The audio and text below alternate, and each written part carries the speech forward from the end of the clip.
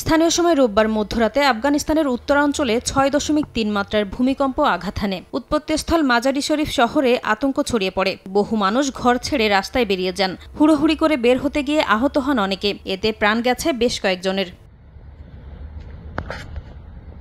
যুক্তরাষ্ট্রের ভূতাত্ত্বিক জরিপ সংস্থা জানিয়েছে, ভূমিকম্পটির উৎপত্তিস্থল ছিল মাজারি শরীফের কাছে ভূপৃষ্ঠ থেকে ২৮ কিলোমিটার গভীরে। এ ঘটনায় উদ্ধার অভিযান চলমান রয়েছে বলে জানিয়েছে স্থানীয় প্রশাসন। ভূমিকম্পে ব্যাপক ক্ষয়ক্ষতির আশঙ্কা করা হচ্ছে।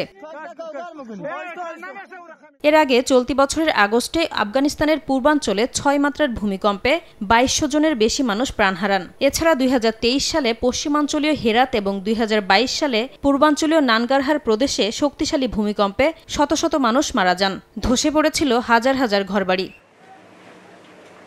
নাসরিন রুমি, সময় সংবাদ।